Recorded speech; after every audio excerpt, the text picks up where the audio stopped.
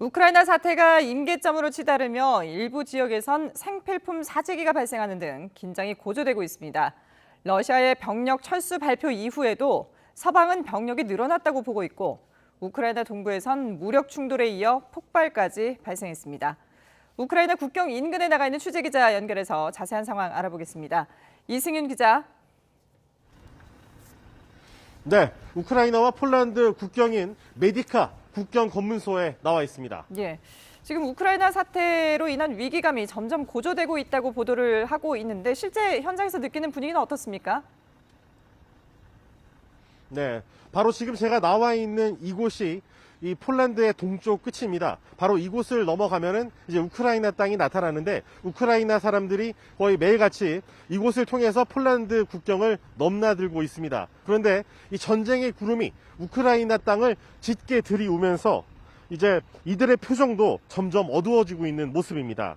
러시아가 우크라이나 주변에 배치한 훈련 병력을 일부 복귀시켰다고 밝혔지만 미국 등 서방은 10만 명 규모였던 병력이 이제는 19만 명까지 늘어났다고 반박하고 있습니다. 마이클 카펜터 유럽 안보협력기구 주재 미국 대사는 2차 세계대전 이후 유럽에서 가장 심각한 군사 배치라고 지적했습니다.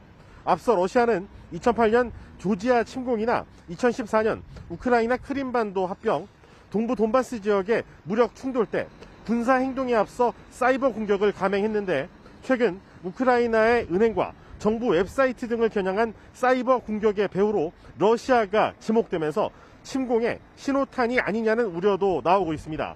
러시아는 이에 대해서 관련성을 전면 부인하고 있습니다. 이처럼 긴장이 고조되자 우크라이나 일부 지역에서는 공포감이 조성돼 생필품 사재기가 발생했다는 얘기도 나오고 있습니다. YTN 취재진이 만나본 우크라이나 시민의 얘기를 들어보시죠. Maybe a very bad situation. Very serious? Nervous? Yes. What do you think about the possibility of the war in your country? Very high or very low? All people ready to work. More people buy food, water, and wait. We don't know what think Putin, but really scared.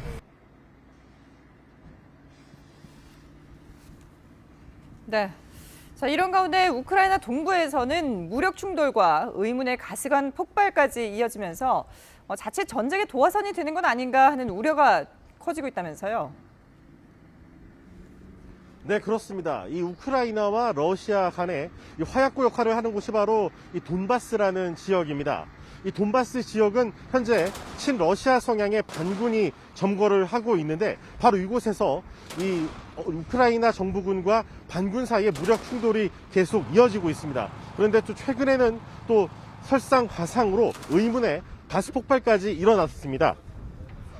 우크라이나 동부 지역 이 돈바스에서는 지난 16일부터 이 폭격과 교전이 이루어지고 있다는 소식이 매일 이어지고 있습니다. 우크라이나 정부군과 친러 반군은 저마다 상대가 먼저 공격했다고 주장하고 있습니다. 친러시아 반군이 장악한 지역에는 러시아 국적자 수십만 명이 거주하고 있는데 러시아는 돈바스에서 자국 시민이 정부군에 의해 숨지면 군사적 대응에 나설 수 있다고 경고했습니다. 또 친러 반군 조직이 전쟁에 대비하기 위해 주민 2만 5천 명 이상을 러시아로 대피시킨 가운데 블라디미르 푸틴 대통령은 돈바스 난민 1인당 15만 원씩 긴급 지원을 지시했습니다.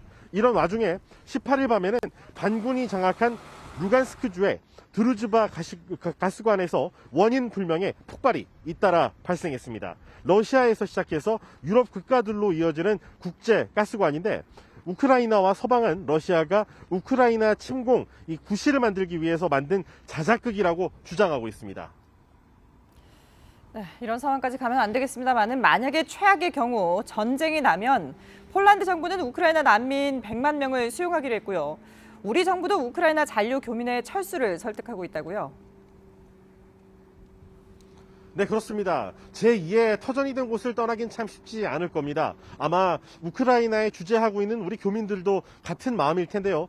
어제까지 한 100명 넘는 우리 교민들이 이번 우크라이나 사태에도 우크라이나 땅을 떠나지 않겠다고 밝혔지만은 지금 점점 상황이 심각해지면서 이런 분들의 마음이 조금씩 변하고 있는 것 같습니다. 우크라이나 사태가 점점 심각해지면서 어제 기준으로 한 100명 정도 이상 남았던 우크라이나 잔류 교민들이 이제 피난길에 오르고 있습니다. 어제 약 10명에 이어서 오늘과 내일도 30여 명이 피난길에 오를 전망인데 현지인과 결혼해서 가정을 꾸린 약 30여 명은 여전히 현지에 남기로 해 주 우크라이나 대사관은 이 교민 마지막 한 명까지 대피하기 전까지는 이 우크라이나에 남아서 이 지원을 계속하는 대책을 준비하고 있습니다. 일단 우크라이나 리비우와 폴란드 프셰미실에 육로로 우크라이나를 탈출한 교민에게 교통편과 숙소를 지원하는 임시 사무소를 차렸습니다. 이문민 주 폴란드 대사는 YTN 취재진과 만나 상황이 워낙 위중하기 때문에 계속 대피를 설득하고 있다고 말했습니다. 또 미군이 2차례에 걸쳐 병력 4,700명을 폴란드에 진파함에 따라 폴란드 정부도 상황을 매우 엄중하게 보고 있다고 설명했습니다. 실제로 YTN 취재진은 미군 기지가 있는 제슈프라는 도시에서 이 우크라이나와 국경을 맞댄 프셰미실리라는 도시로 가는 길에 이 미군 지원 차량 행렬을 직접 목격하기도 했습니다. 임 대사는 폴란드가 우크라이나에 대한 무기나 이 재정 지원에 앞장서고 있다며 최악의 상황을 가정하고 대비 중이라고 전했는데 직접 들어보시죠. 최악의 경우 한 100만 명 정도가 넘어올 것으로 예상을 하고 있고 그에 대해서 이러한 상황에서 넘어오는 사람들은 받아들여야 한다는 기본 원칙 하에 준비를 하고 있는 것으로 알고 있습니다. 네, 이처럼 우크라이나와 러시아 양측의 이 무력 충돌 속에 연일 이 전운이 고조되면서 외교적 돌파구가 그 어느 때보다 절실한 상황입니다. 자, 폴란드와 우크라이나 국경 인근에 있는 메디카 검문소에서 YTN 이승윤입니다.